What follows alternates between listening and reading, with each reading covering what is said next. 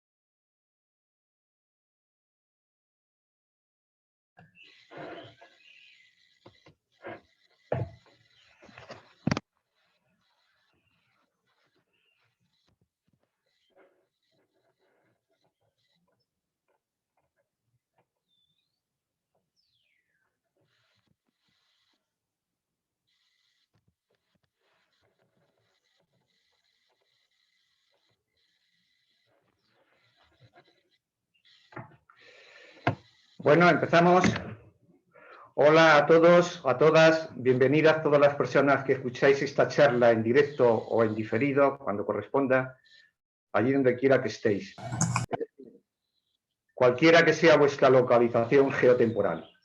Quiero empezar comentando el contexto en que se generó la idea de esta charla. Soy miembro de la rama CERES de Cáceres desde el 1 de enero del 2020 y antes de este ingreso formal en diciembre de 2019 me invitaron a una reunión que hicieron con la rama de Bilbao para que me enterara de lo que allí se iba a cocer. De lo que trataron ambas ramas fue de la preparación de su cuarto encuentro sobre simbología, es decir, que ahí habían hecho 3 y me solicitaron colaborar desde mi campo profesional de las matemáticas en este futuro nuevo encuentro.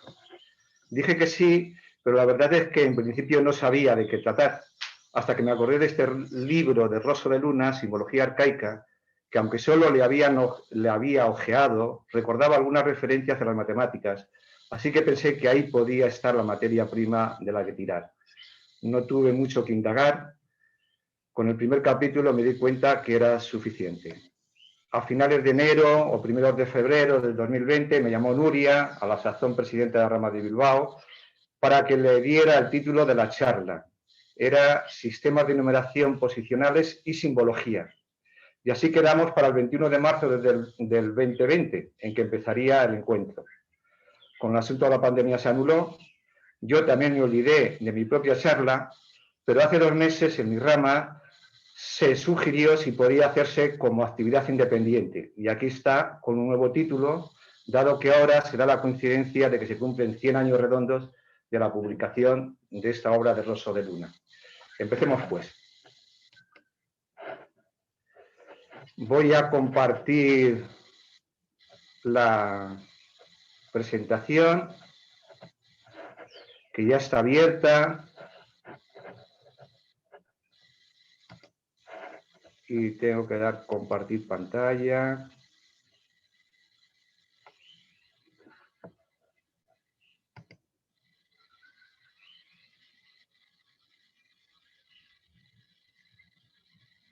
¿Ha salido? No sale, ¿no?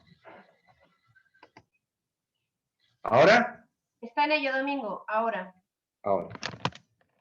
Vale. Bueno, pues primero deciros que la comunicación, la presentación, como he visto que en la anterior charla, por ejemplo, con Raquel, se la pidieron durante el trayecto, cuando ella quiera, la va a subir al chat para los que quieran bajársela, pues ahí la tienen.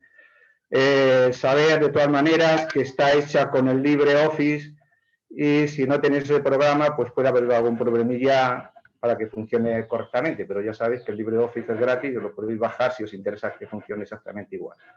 Bueno, una ventaja de tener la comunicación, entre otras, quiero dar al modo presentación. Domingo, perdona eso, modo presentación. Ahora.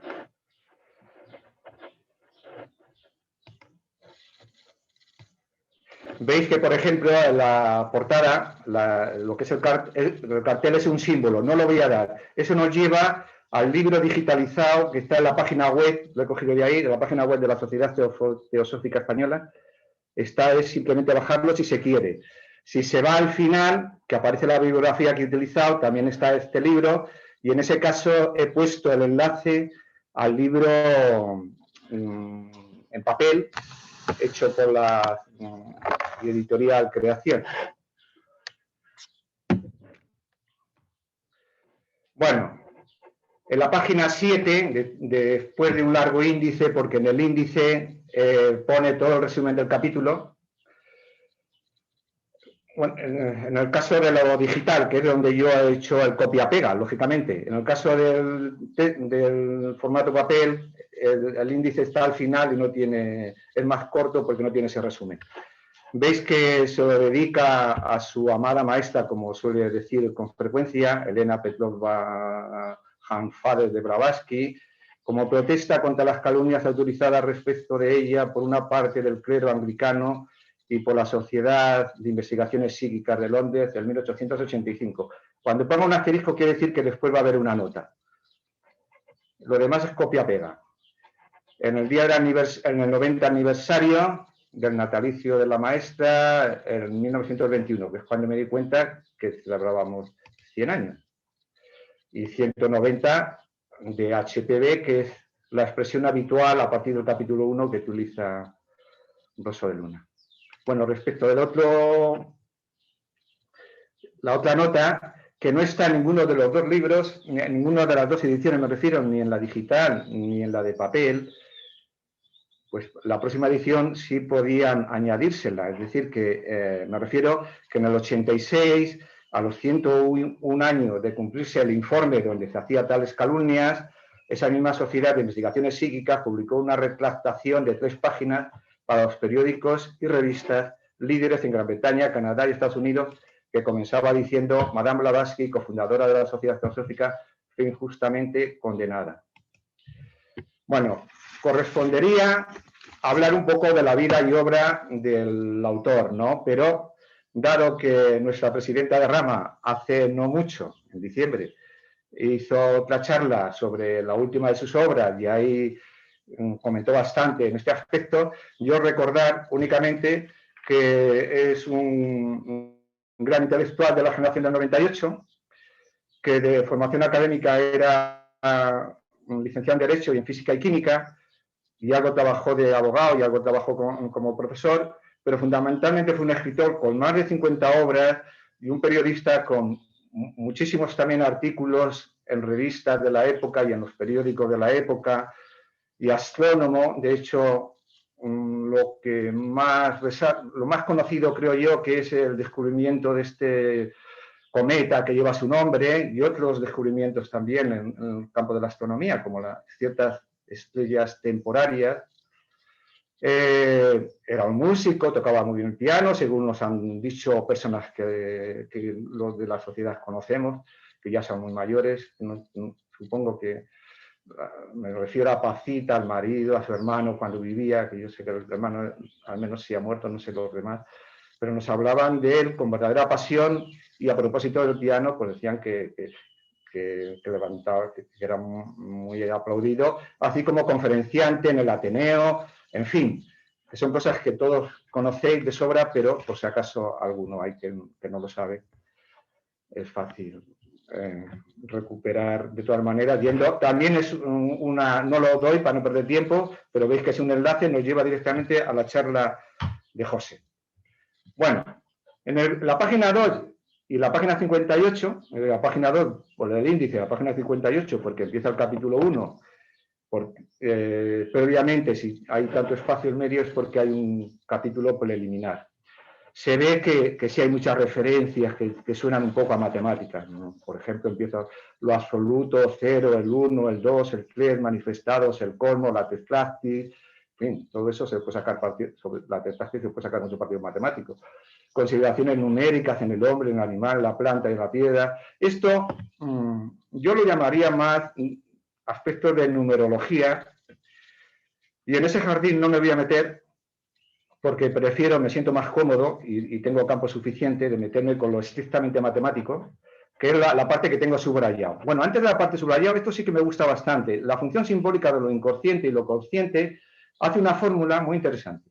Pero, en fin, toda mi presentación y toda la charla va a girar en torno a estas dos palabras, a la ley arbórea de los sistemas de numeración, a estos dos términos que he subrayado. Sistema de numeración, yo voy a decir siempre sistema de... Perdón, no es que voy a decir siempre, lo he dicho desde el primer momento, porque ahí pone sistemas numerales, yo entiendo sistemas de numeración, y ley arbórea es lo mismo que posicional, es decir, esta expresión conjunta sería sistemas de numeración posicionales. En sistemas de numeración, la definición más cortita, mínima, que podemos hacer es conjunto de símbolos y reglas para representar la cantidad, lo que es un sistema de numeración.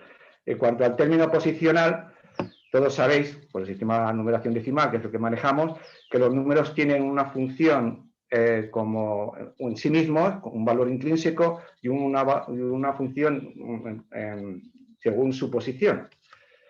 Por poner un ejemplo, con un número repetido varias veces. Perdón, que se me ha ido. Voy para atrás, vaya.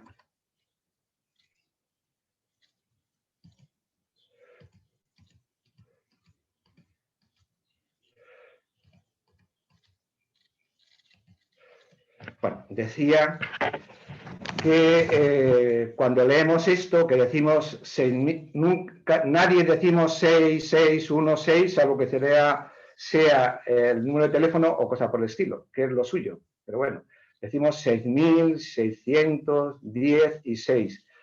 En forma polinómica, esto mismo se escribiría un poco más rápido, decir 6 por 1000, que es 10 veces, 10 multiplicado 3 veces, está en la base, está el exponente, toda esa expresión se dice que es polinómica, cada vez el monomio tiene un exponente menos, el 3, el 2, aquí podríamos haber puesto 1, esto lo vamos a utilizar varias veces durante la charla, así que hay dos maneras, dice en la página 61, de numerar, la concreta y la abstracta.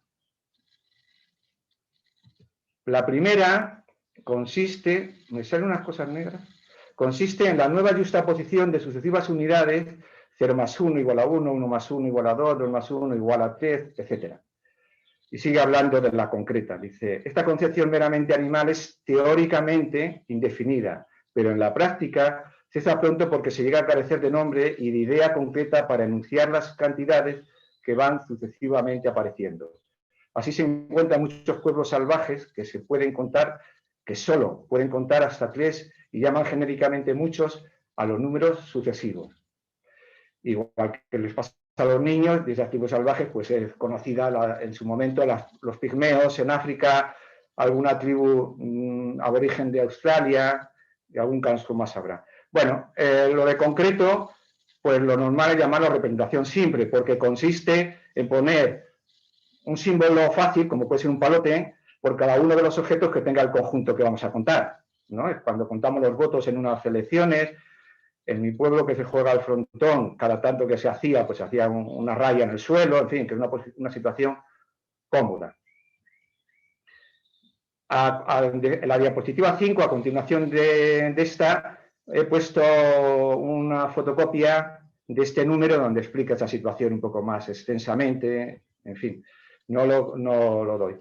Aquí he puesto un anexo donde habla, donde sale este libro, que es un libro que se editó en el año 2000 con motivo del Año Mundial de las Matemáticas, que es gratis, que no hay problema de copyright y que es muy interesante para los niños y para los mayores. Y luego después lo saco cuando termine con la diapositiva, porque ese enlace sí quiero sacarlo. La otra palabra, que hasta ahora no hemos dicho nada, la abstracta, pues es lo que hasta ahora hemos dicho nosotros, yo como posicional y el propio Rosso de Luna como arbóreo en el resumen, que hasta ahora no lo he utilizado. Y yo me planteo que si solamente hay dos maneras posibles, obviamente no. No hay dos sistemas de numeración exclusivamente.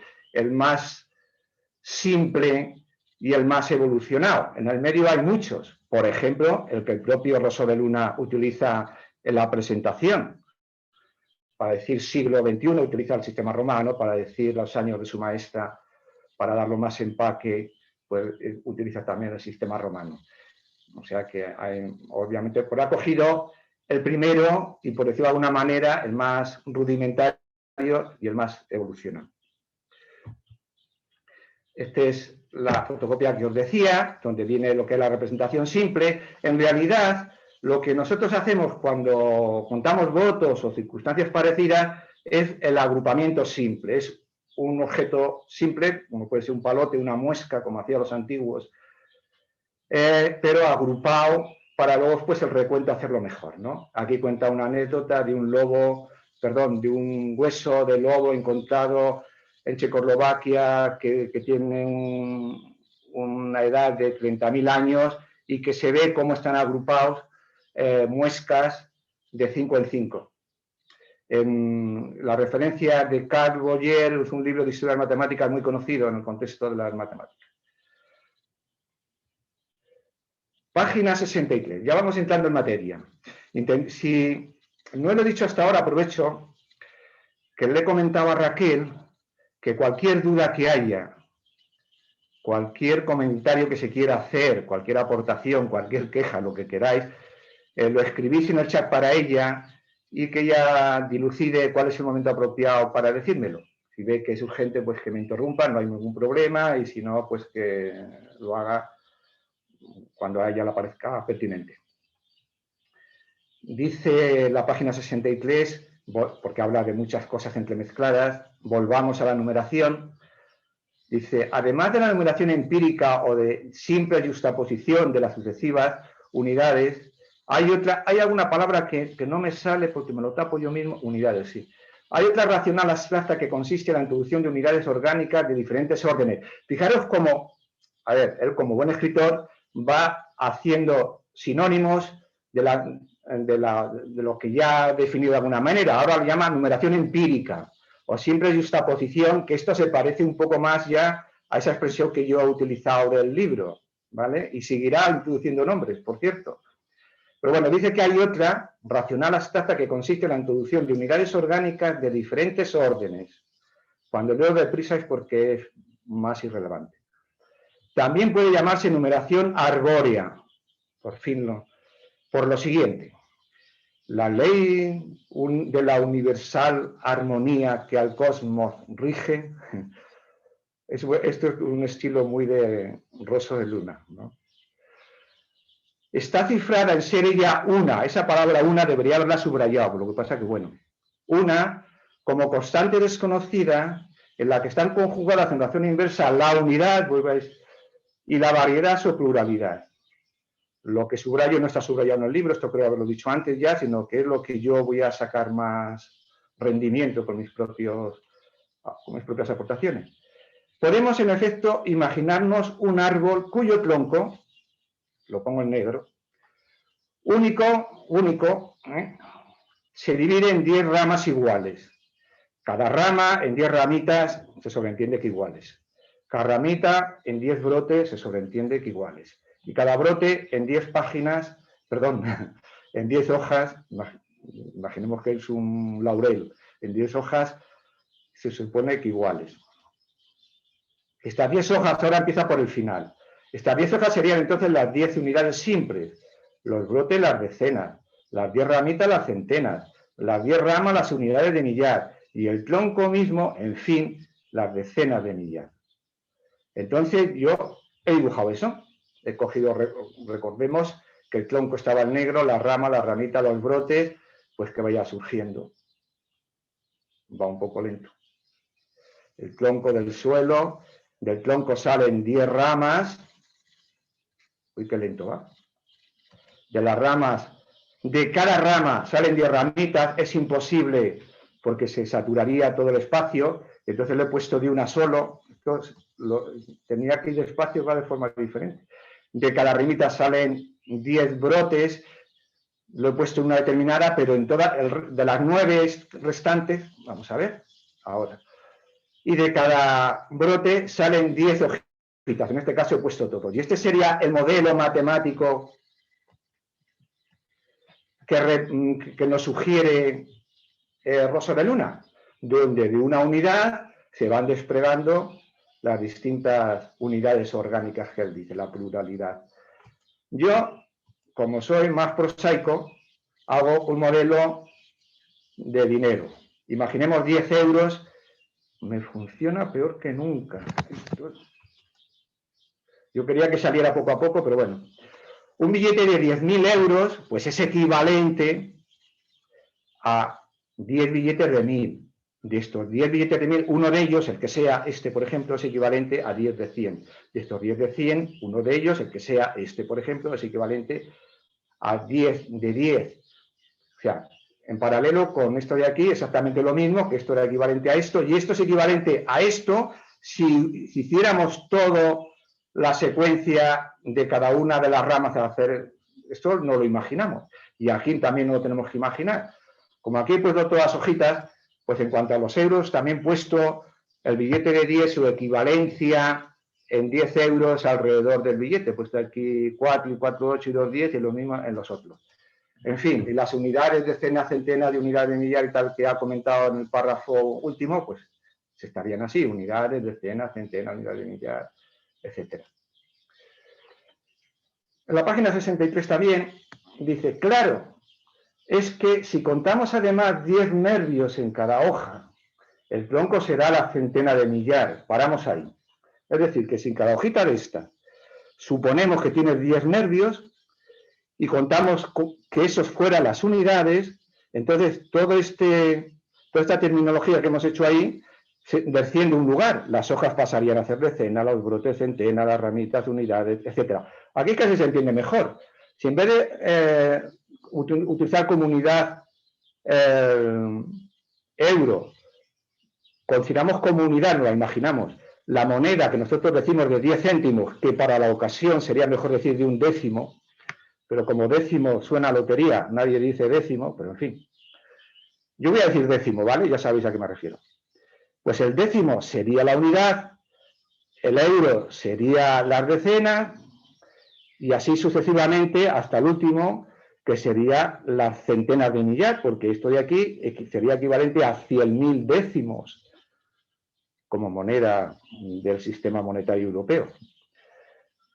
Y luego añade, pues la misma historia, lo reitera, si contamos los 10 nervezuelos que él supone que puede tener cada nervio, pues entonces este descenso, en vez de ser de un escalón, sería de 2 escalones. Aquí viene muy bien, porque sería el céntimo.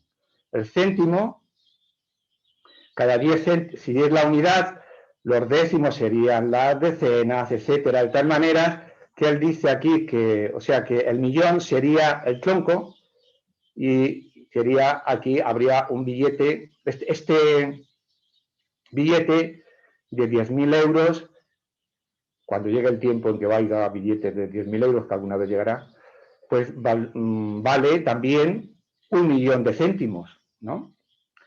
Llama la atención que desde el punto de vista didáctico, matemático, no desde el punto de vista matemático esto está perfecto, ¿no? No hay ninguna pega que hacerle. Pero fijaros cómo, con lo fácil que sería, si se preocupa solo de las matemáticas, que no es su caso, que él se preocupa del aspecto puramente simbólico, que de eso trata su libro, y con ese fin utiliza cualquier medio, incluido las matemáticas con bastante frecuencia. Él quiere poner a salvo su unidad, y como quiere poner a salvo su unidad, hace que esto crezca. Cuando quiere aumentar los órdenes para dar la impresión que esto es válido tanto como se quiera, pues hace el crecimiento por esta parte, pero es un tronco que no se le toque, ¿no? Podríamos haber dicho, desde el punto de vista puramente didáctico, él ya supone que los que lean su libro, pues saben la numeración, lo pueden entender, pero bueno, yo, disculpadme que lo tenga que decir. Podríamos haber dicho 10 troncos forman una centena de millar. 10 troncos puede ser un huertecito, si queremos la unidad. Y si queremos otra unidad, retrotraernos a otra unidad más elevada, pues sería 10 huertecitos forman un minifundio, por ejemplo, por poner, para dejar espacio al latifundio, y para, en fin, todo lo que la imaginación quiera, porque el problema son los nombres. En matemáticas los nombres están solucionados, pero si nos ponemos a poner nombres creativos, pues llega el momento en que no agotamos. Entonces, él no hace eso porque quiere un tronco, para empezar, quiere un árbol. Por eso lo llama arborio, que no, yo es la primera vez que veo que se llama el sistema arborio. Y está bien, me parece correcto para su fin. Nada que objetar. Si cogiéramos un número cualquiera que le podemos representar como en el sistema arborio y en el sistema monetario y también en el sistema polinómico, me refiero que todavía no aparece en el sistema numérico. El sistema, si es el 26.616, pongo en base 10 porque llegará un momento que hablaremos de otras bases y no está de más irnos acostumbrando, porque nosotros nunca lo ponemos eso, porque es la que siempre usamos, luego nos sobra, pero ya llegará el momento de que el propio Rosso haga referencia a otra base. Bueno, en fin, que si tenemos 6 unidades, vamos a empezar por el final, pues es 6 hojitas y una decena, pues un brote, y 6 centenas, pues 6 ramitas, y siguiente 6 ramas, y luego 2 troncos, el primer número.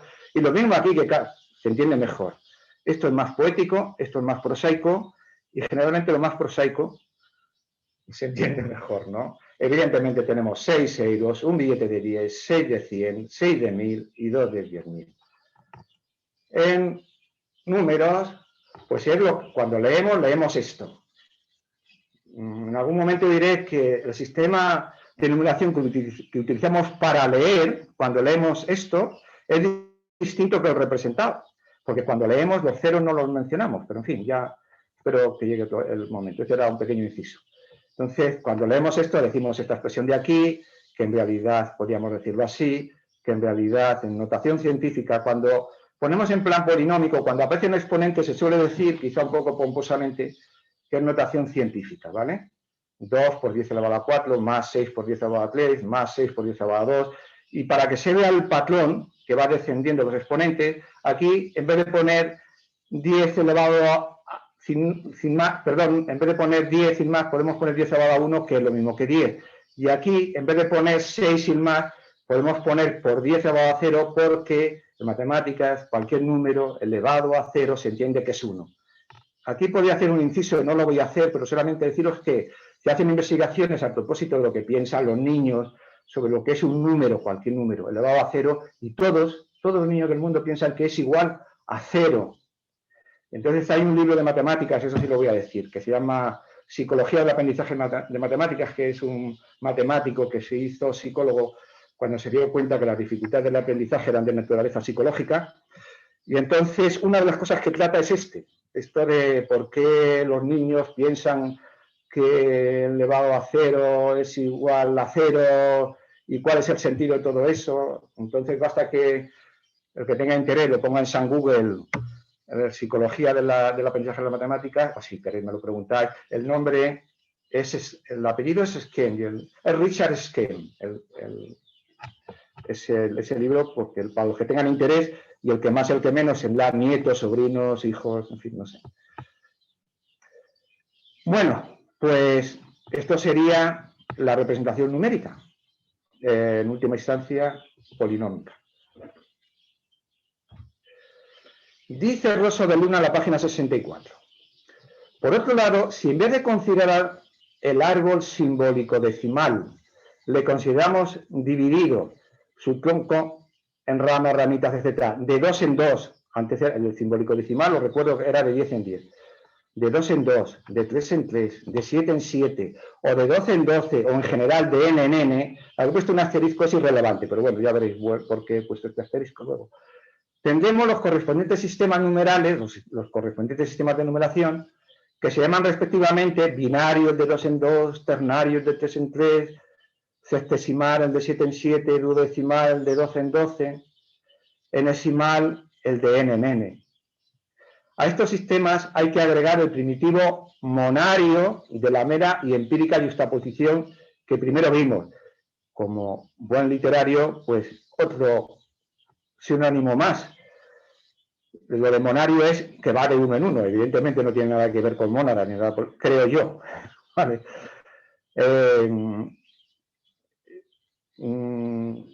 Yo aquí sí pongo una pega. Hombre, como es de 2 en 2, de 3 en 3, de 4 en 4, de 5 en 5 y todos los números naturales a partir del 2, juntar aquí hay que ser consciente, y seguro que lo eres, y a lo mejor vosotros también, pero yo quiero recordarlo, que la naturaleza de este sistema de numeración es totalmente diferente que todos estos de aquí. Que os recuerdo que cuando él mismo lo dijo, ¿no? Cuando a este lo llamó incluso meramente animal, en fin, lo más tosco que existe. Entonces, estos son posicionales, los otros, este no es posicional. No hay un tronco del cual salga una rama, del cual salga una ramita, del cual salga, porque siempre es uno. Eso no tiene ningún sentido. Este no es posicional. Esto es lo más. Pero bueno, para completar, como esto se menciona el 2, digo yo que es por eso, ¿vale? En todo caso, en decimal lo habitual es poner esta notación. Ahora, pues a lo mejor en aquella época se hacía de forma diferente, pero bueno, ponemos n en n y se llamaría enesimal, donde n puede ser cualquier número, pero a partir del 2. No consideramos el 1 de ninguna manera como posicional, ¿vale? Sirviéndonos de un símil sacado del sistema decimal, diremos que las 9 unidades primeras o simples son la materia física. Las 90 siguientes, o sea, las 10 primeras decenas son la materia más subliminal o radiante. Los números del 100 al 200 dice que son las fuerzas de la naturaleza. Eso está en la página 71. Esto es pura numerología. Yo ya he dicho que no me voy a meter. Pero es que en el párrafo donde sí me voy a meter, empieza diciendo dichas consideraciones, y se refiere a esto. Son también teosóficas. Pero yo, vale con que sea teosóficas, pero no. Mi objetivo de esta charla no es lo que es.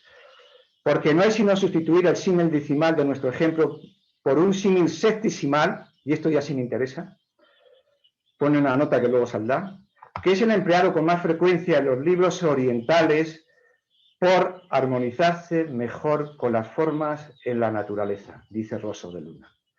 Y la nota dice, si el lector europeo se fijase en ese detalle de comparación entre el sistema decimal actual y el sistema de Oriente, aquí he puesto una nota que veréis por qué, se explicaría con gran sencillez el lenguaje de los libros indostánicos, es decir, de Oriente, que es más matemático que el nuestro. Como dice de la comparación, pues cuando comparamos dos cosas, tenemos que conocer cada una de las cosas por separado. El sistema decimal lo conocéis de sobra, lo hemos repasado hasta ahora.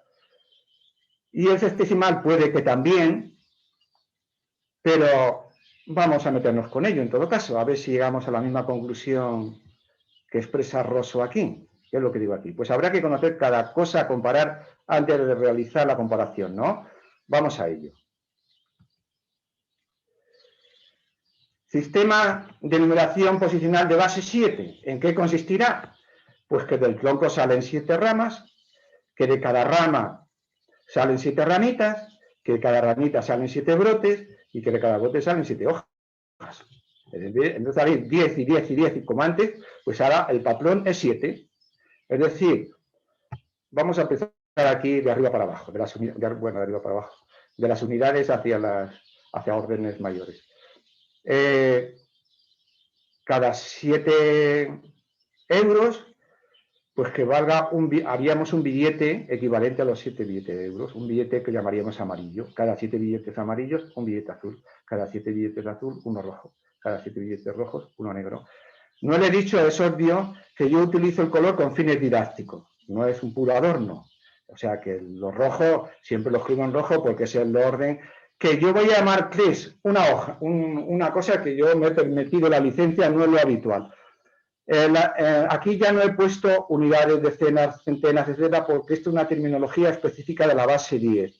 En términos generales, es mejor decir orden 0, orden 1, orden 12, orden 13, orden 4, etcétera, porque vale para cualquier base.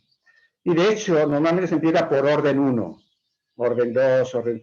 Yo empiezo por orden 0, estas cosas en matemáticas se permiten, solamente uno lo tiene que anunciar y ser coherente a partir de ese momento con esa notación que está sugiriendo, porque yo, para no tener líos, pienso que facilita las cosas que los exponentes, que luego volveremos a ver, esto no lo había dicho antes, coincidan con el orden. El orden cero, que ya comenté, ese inciso de que cualquier cosa elevado a cero es 1, pues es el orden cero. Y hay otra razón, pero es una razón es sobrevenida, es una razón que en realidad, la razón importante es esta, pero pues esa la razón yo diría también que este orden cero es en el que se parecen todos los sistemas de numeración de cualquier base. Aquí es cuando los euros son realmente euros, cuando las hojas son hojas, porque fijaros que si vamos a hacer una compra, que eso lo tenía que haber dicho antes con el sistema anterior, pero bueno, imaginar con este sistema que valga 11 euros con este sistema, pues uno puede llevar 11 moneditas de estas o llevar una de estas que vale 7 y 4 de estas, es exactamente igual. Pero si tiene que echar al puchero hojas de laurel y tiene que echar 12 porque es un puchero muy largo, no puede echar 4 de laurel y un brote. No es lo mismo, aunque sea equivalente, ¿no? Aquí sí que es lo mismo, no es el tema de equivalencia. Bueno, supongo que se entiende lo que quiero decir. El mismo número que en base 10 hemos representado de forma arbórea, monetaria, digo monetaria porque no es un sistema propiamente, lo he puesto entre comillas por esa manera, también podría haber puesto arbóreo entre comillas, pero en fin.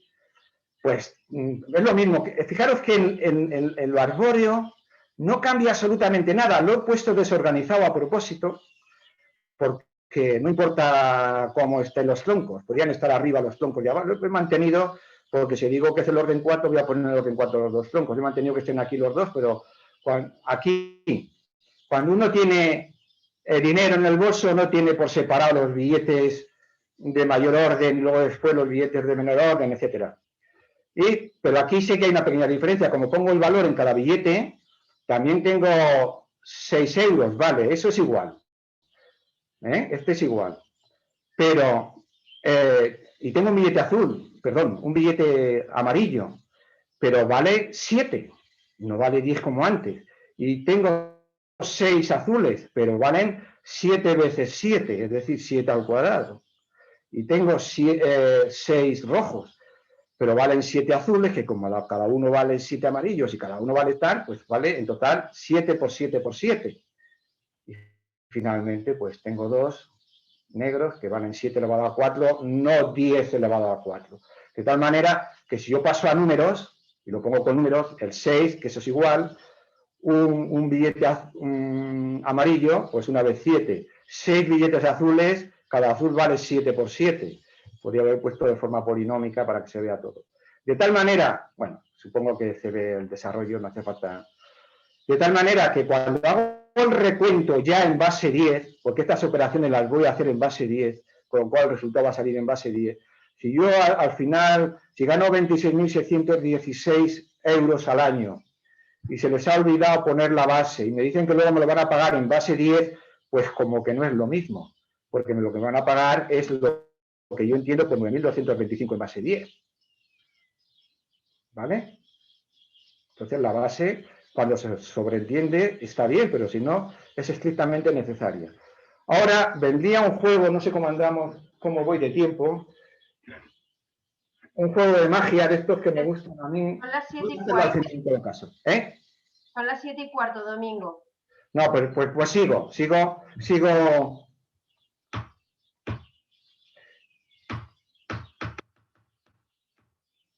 Vale.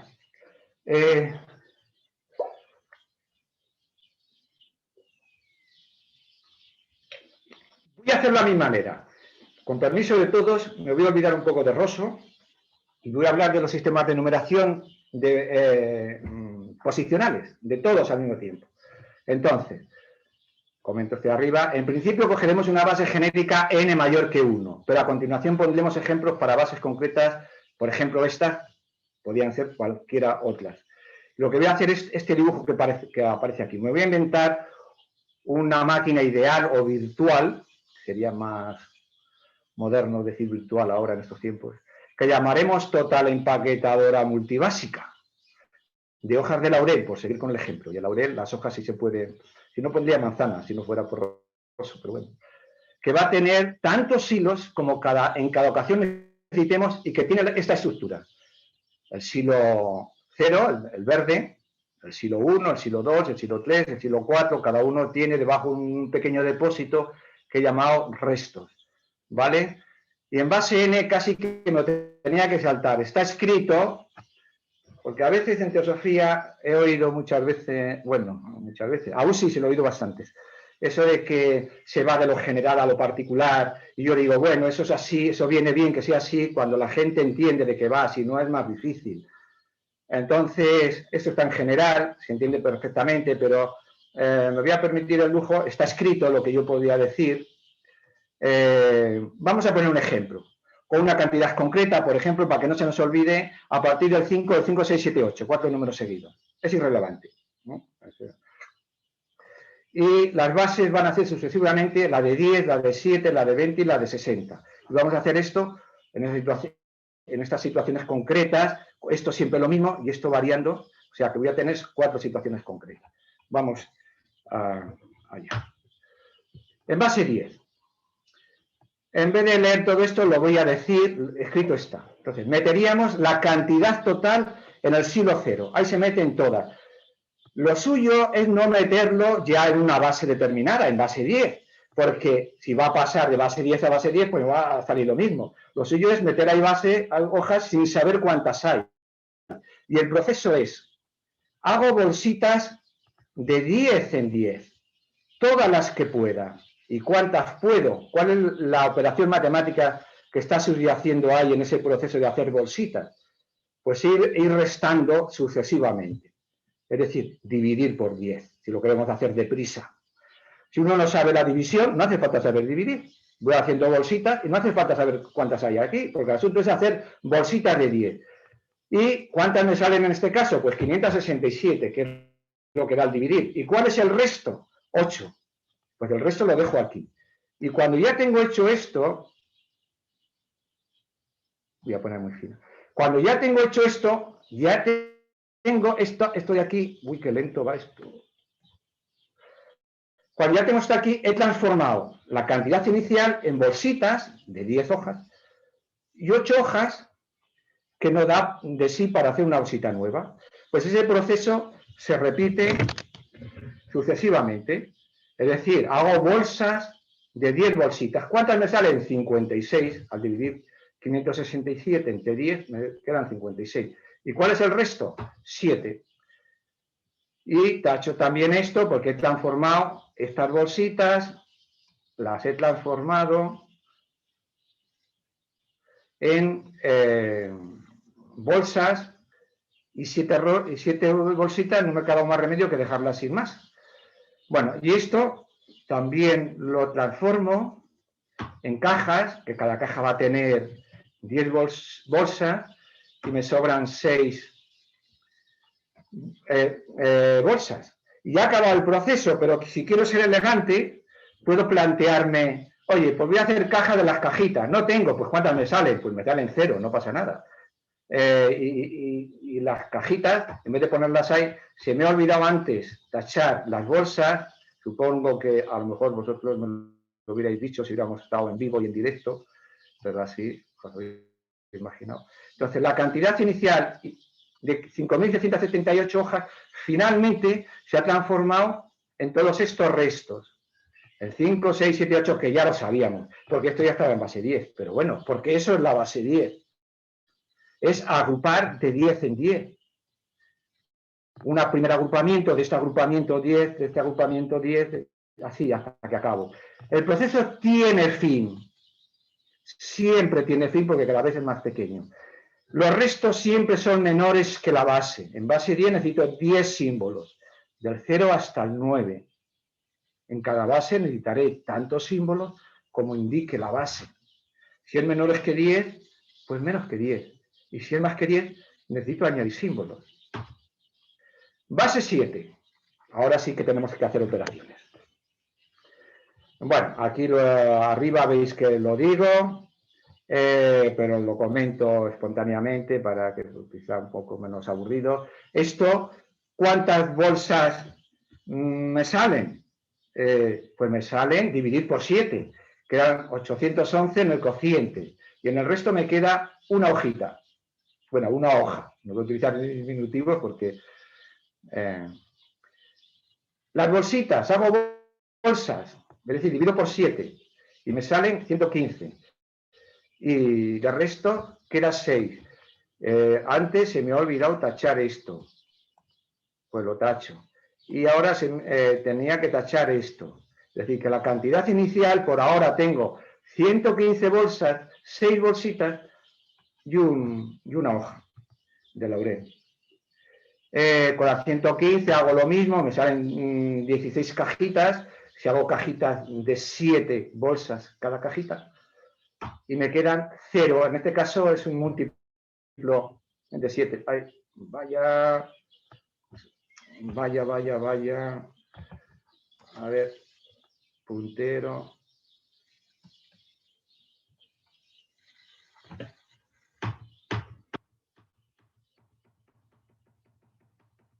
A ver si llega.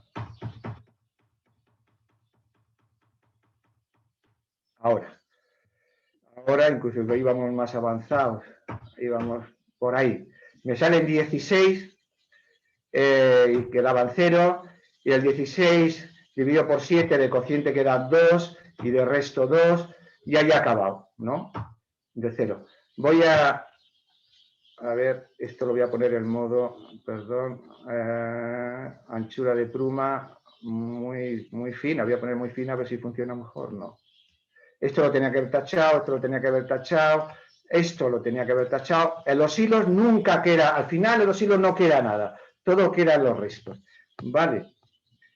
Bueno, entonces, nos damos cuenta que 5.678, si lo escribo en base 10, es lo mismo si las bolsas, si las bolsitas, bolsas, cajitas, con esta nomenclatura que nos hemos inventado, si lo hacemos así, de 7 en 7, de 7 en 7, con el patrón 7, pues nos da esa equivalencia en base 7. En base 20, pues lo que pasaría sería esto. Divido por 20, me sale 263, el resto es 8, divido por 20, me sale 14, el resto es 3, divido por 20, 14, pues ¿qué me va a salir? Un 0. Aquí tenemos que haber puesto un 0. Un 0 así, un 0 un poco, ¿no? A ver, imaginaros un 0. ¿Vale? Y esto tenía que estar tachado porque le he puesto abajo, y esto lo tenía que haber tachado en su momento, y esto tenía que estar tachado en su momento, seguro que me entendéis de sobra, porque es más difícil decirlo que entenderlo. Bueno, entonces en base 20 tengo eso, pero en base 20 pueden que me salgan restos, lógicamente, al dividir por 20 me puede salir como mucho 19. 20 no me puede salir, porque es el divisor. Y tengo que poner símbolos para esos restos mayores que 9. Pues tiro de alfabeto, porque es irrelevante eso. Para el 10 utilizo el A, para el 11 el B, para el C y así. En el caso del 20, con las 10 primeras letras tengo suficiente, entonces se escribe así. ¿Por qué no pongo 14? Porque si pusiera 14, cabría el error de entender que el 4 son bolsas y el 1, si yo pongo aquí 14, el 1 es de un orden superior de las cajitas, y es un error tremendo. O sea, no puedo, salvo que pusiera un 14 ahí compacto, unido por un círculo o alguna historia parecida, pero lo que se hace generalmente es tirar de alfabeto, ¿vale? Y esa es la anotación. No he escogido el 20 porque sí. Los mayas utilizaban, en el sistema no astronómico, porque en el astronómico había una irregularidad que a lo mejor nos da tiempo a hacerlo, por ahora prefiero seguir en el sistema comercial, vamos a llamarlo así, con el patrón fijo 20, porque en el astronómico permitía una regularidad de un 18 para que al multiplicar 20 por 18 les diera los días del año aproximados, 360. Bueno, pues en los mayas esto sería el sistema maya, pero los mayas no tenían nuestros símbolos, tenían otros, que aquí os he puesto, a ver si funciona el enlace, este enlace,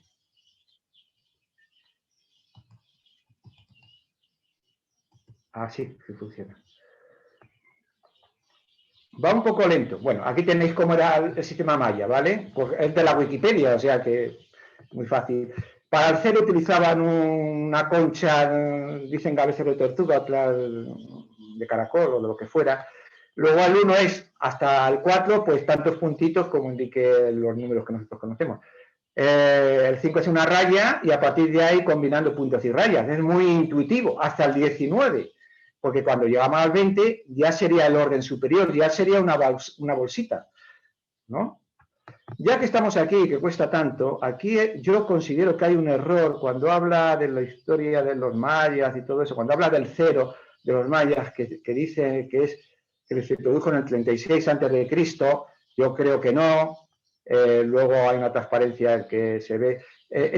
La referencia de quien ha hecho esto en la Wikipedia es del libro que yo más uso, que es aquí solamente menciona a Ifrat, George Ifrat, Historia de los sistemas de numeración, las cifras, Historia de una gran invención, que no pone nada del título. Ya hay lo que dice, y yo es la parte que me creo, bueno, que el sistema maya, el 0 de los mayas, apareció al mismo tiempo que el 0 de los hindúes sobre el siglo IV después de Cristo. Los ceros en los 3 sistemas de numeración que la historia nos dice que ha habido civilizaciones que lo han conseguido, que son los sumerios o los babilonios, como queráis decir, normalmente se dice babilonios, pero la civilización que se dio en lo que ahora es Irak, que hubo muchos pueblos, y que era de base 60, por eso a continuación voy a hacer yo la base 60, los que fueron los primeros, los mayas y los hindúes, y si me permitís la expresión de hindúes, los indios del norte de la India, que ya sé que hindú suena a religión y a veces utiliza, pero el libro este que os comento dice hindú constantemente. Bueno, entonces, con esa nomenclatura de los mayas, pues escribían de abajo arriba ellos, el 8 sería una raya, 3 puntitos, el 3 sería, aquí utilizar los colores otra vez. Esto, los del color, con el tiempo no hay que utilizarlo, porque son muletas, y las muletas ya sabemos para qué sirven. Son muy válidas cuando uno está cojo, pero cuando uno está normal, es un estorbo. Bueno, por ahora, como para adornarlo un poco. Y el último, el 14, pues será 2 rayitas, que son 5 y 5, 10 y 4, 14. ¿Vale?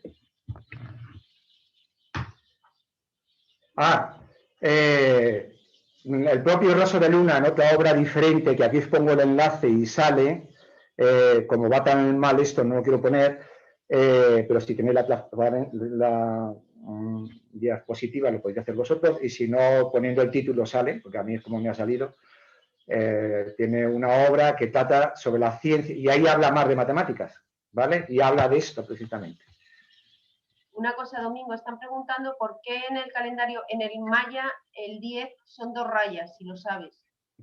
Porque ellos decidieron hacerlo así, eso es un capricho.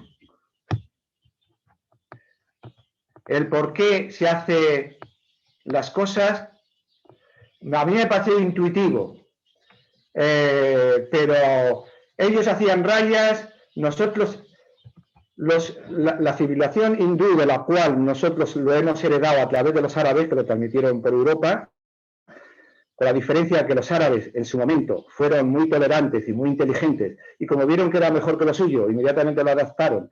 Y nosotros, los europeos, los cristianos europeos, que teníamos la ciencia, la religión verdadera y los demás eran herejes, y de los herejes no se puede esperar nada bueno, tardamos más de 1000 años y nos resistimos hasta la saciedad. Yo esto lo voy a contar deprisa, lo tengo escrito atrás. Un papa que tuvo 2 dedos de frente, que cuando era ya monje se dio cuenta que era mejor el sistema de los árabes, que es como se le conocía en Europa, porque era el sistema que habían traído los árabes, que el de Europa, que era el romano, que el romano no se puede hacer nada. Y no sé, la gente no sabía, había que hacer una carrera dificilísima para trabajar en una cosa que llamaban los ábacos de fichas, y eso era muy, muy minoritario. Bueno, y parte de esa minoría estaba parte sustancial de esa minoría estaba en el clero, y podía haber un interés en que no se divulgara un sistema muy fácil. Y cuando era tan fácil, decían, otra de las cosas que decían era porque ahí estaba Satanás. Bueno, a este papa, que intentó, incluso como papa, introducirlo en el año 1000, Silvestre II. Perdonadme este inciso largo porque no me va a dar tiempo, lo tenéis escrito más detalladamente al final. En el siglo II, en el año 1000, pues él lo intentó también y eso le acarreó todo tipo de desprestigio, incluido el hacer pactos con el diablo. Y en el año 1600 y pico, no me acuerdo del pico, la autoridad pontificia de la época pues desenterró la tumba a ver si todavía había pistas de tratos con el diablo. Entonces eso puede, a estas alturas suena muy jocoso, pero así no la gastábamos, por lo visto, en aquella época. Bueno, ¿por qué? Pues lo hicieron así. Es muy intuitivo, es más intuitivo que lo nuestro. Se entiende que es más evolucionado lo que hicieron los hindúes, que es el más perfecto de los tres sistemas, de las tres culturas que llegaron a tener el cero, los babilonios, los mayas y los hindúes del norte, los indios del norte de la India, la mejor, y la que fue plenamente operacional fue la de la India, ¿vale? Y entonces, lo que os digo, un árabe que se llamaba, un musulmán, algoritmi, no es exactamente, o sea, la palabra algoritmo procede de él, ese inmediatamente tuvo mucho que ver en la rápida absorción por parte de los árabes de esta cultura. Bueno, y tenían en aquella época tenían esa forma de ser, ¿no? Absorbieron las culturas de los pueblos que dominaron. Y a nosotros nos llegó a través del Magreb por los árabes de España, de aquella época, pero que nos resistimos. Quizá estoy haciendo un inciso muy largo. Voy a continuar con la base 20. Bueno, aquí hago una cronología. Mirad, a propósito, lo había puesto con objeto de lo del cero. Aquí quizá hay una errata. Esto es el 28 de agosto de 458. Aparece un documento fechado de esa manera que lo que dice es: esta obra constituye el más antiguo testimonio conocido de empleo de los símbolos numéricos de la lengua sánscrita. Este uso emplea la más perfecta concepción del cero. El cero, desde que tardó en la India, pues apareció en los sistemas posicionales en el siglo III, y el cero en el siglo VII, pues 4 siglos en aparecer. Claro, representar la nada mediante algo, eso cuesta mucho. Pues al principio simplemente lo dejaban en blanco, lo dejaban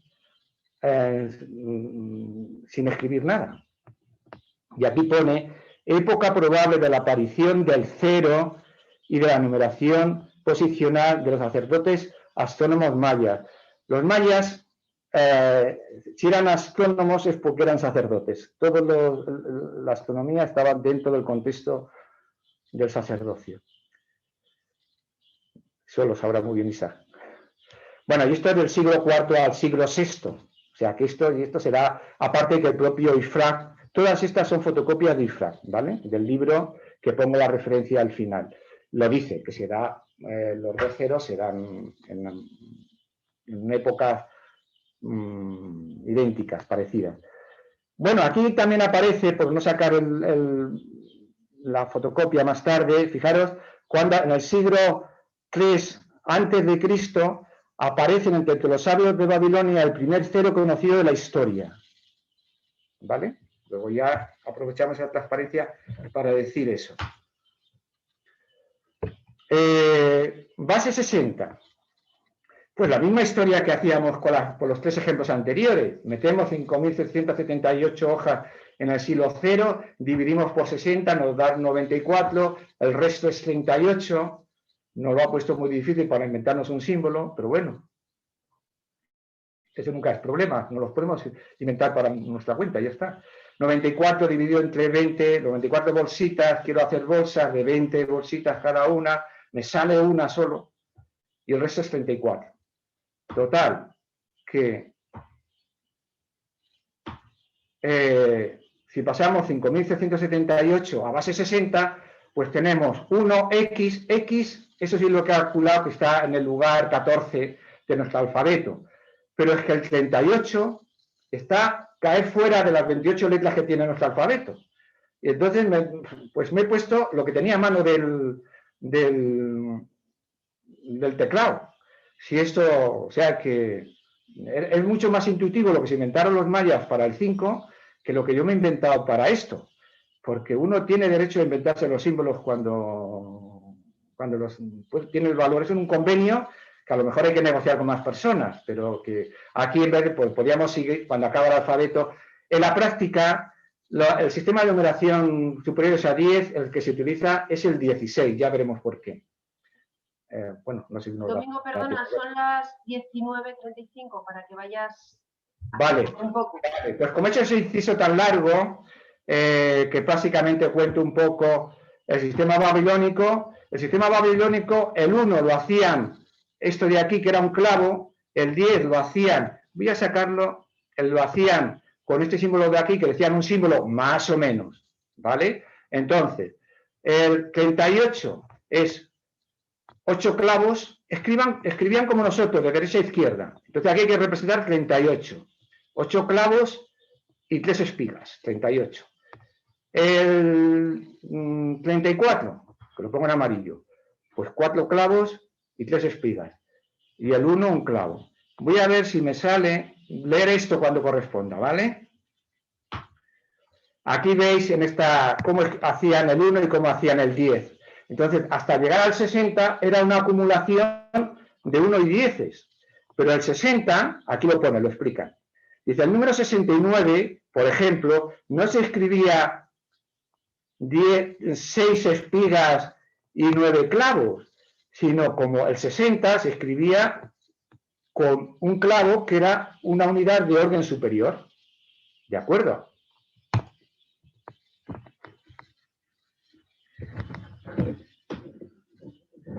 Hasta el siglo III a.C. no aparece el 0, ¿vale? Esto me parece que ya lo habíamos dicho, porque en el sistema posicional sin el 0 aparece en el milenio 2 a.C., que es lo que tenéis escrito ahí, en la letra esa que aparece ahí. Este subrayado que hago, a ver, este de aquí, lo leéis vosotros. ¿Podemos ya responder un poco a lo mejor de Rosaluna por la preferencia del base 7? ¿Hay alguna razón?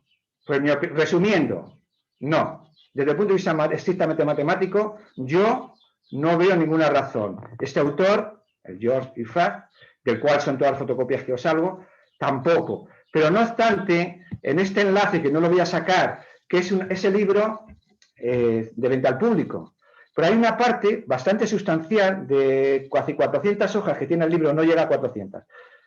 Unas 140, si pincháis aquí, están de libre acceso en Internet. Y en la página 37 responde a esa pregunta y se imagina un diálogo entre matemáticos que dicen cuál sería el mejor sistema, tal y cual. Bueno, yo aquí hago una reflexión de lo que entiendo yo. Como ya se va haciendo tarde y está escrita, pues no digo nada. Y porque, ¿cuál es la posible explicación de la preferencia de Rosaluna por la base 7? Sospecho que muchos de vosotros ya también se la imaginan. Supongo que el hecho de que el 7 esté tan presente en el mundo mitológico, lo religioso, lo esotérico, que hay 7 planos y cada plano tiene 7 subplanos. Yo no sé si será verdad, creo que no, pero bueno, o no lo conozco yo. Que cada subplano tenga otros 7 aspectos. pues eso puede alimentar la poética idea de que coincida con la base del sistema de numeración. La expresión del total de planos en base 7 sería esta, sería 0 cosas sueltas y una unidad, un grupo de 7. En cualquier base, el número en base 7, para pasar a base 10 sería esto. En base 14, para pasar a base 10 sería esto. En cualquier base, la expresión de la base es 1, 0, en base 10. Bueno, y la de los planos, pues sería esto. Y si fuera cierto eso que me acabo de inventar, de que los planos tuvieran 7 aspectos, pues la totalidad de dichos aspectos se escribirían así, que es un poco más redondo.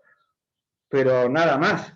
Entonces, por si acaso yo he puesto la tabla, ¿cómo sería la tabla en base 7? Este 7 que he puesto aquí, lo tendría que haber puesto en todos, o en ninguno, si sobretemos que... Pero bueno, hago ese comentario arriba.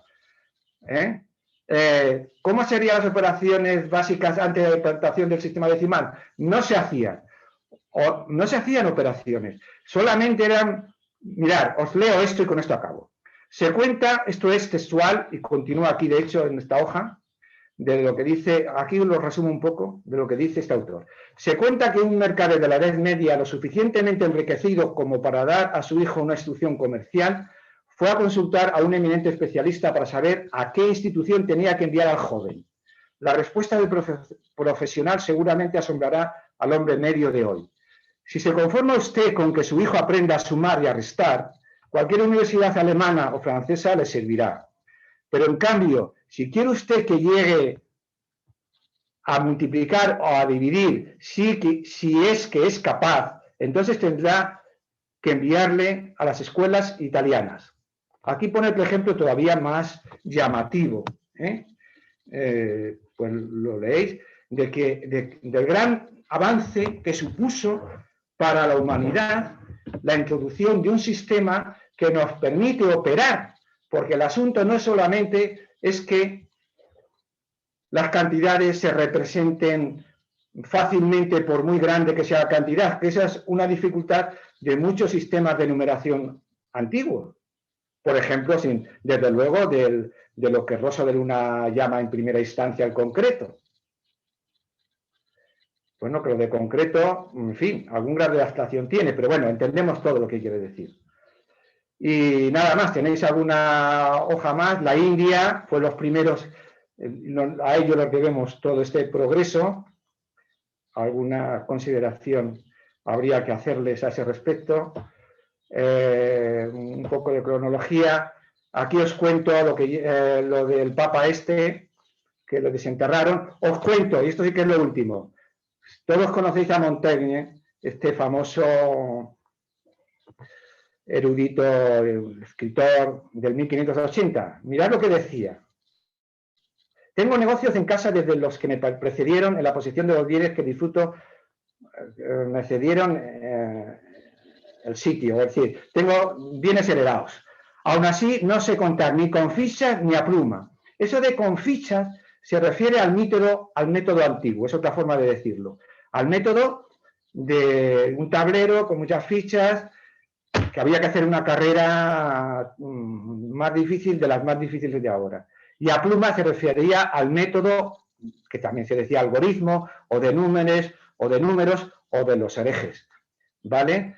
Y yo hago una consideración final de reconocimiento, esta sí que es la última transparencia, cogiendo lo último que dice Ifrán. Pero como lo podéis leer, estoy ya a vuestra disposición. Así que saca... Una pregunta... Sí, preguntas que queráis hacer. Sí. Ya, ahora ya pueden abrir el micro. Una pregunta que decía Josefa, dice que sobre el tronco que habías puesto, dice, creo que hemos de quedarnos con el simbolismo. El SPB mencionaba mucho el árbol baniano, un solo árbol que forma un bosque. En este caso podría ser el tronco, el yo superior, que es el mismo en todos, y las ramas y hojas, las personalidades. Es el simbolismo de la unidad y la pluralidad de lo eterno y temporal. Creo que era la idea que nos quería transmitir Rosso, ¿no crees? Vale, Vale, pero daros cuenta que yo no iba en esa dirección. Si me apuráis, iba en la dirección, o voy, la dirección de despojarlo todo del aspecto que ya sé que no es el, o sea, me parece bien. Creo que el árbol es el árbol y a Rosso le interesaba mucho el árbol, ¿vale? La unidad del árbol. Y como es un símbolo tan poderoso que se utiliza en otras cosas, con los árboles hacer un bosque, a fin de cuentas, es lo mismo que hacía yo de un huerto. Y del huerto hacer, al final la podíamos llevar al bosque, o podíamos llegar desde el principio. Pero bueno, yo creo que él no tenía interés en salirse del árbol, pero esto ya son interpretaciones personales mías que seguramente son menos válidas que de la persona que ha dicho eso. ¿Más preguntas? Luego Ángels dice que en Fundamentos de Teosofía de Jinarajadasa encontramos los 7 planos con sus 7 subplanos en cada uno. Ah. No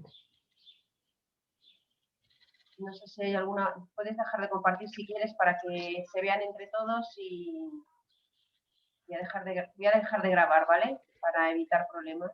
Vale.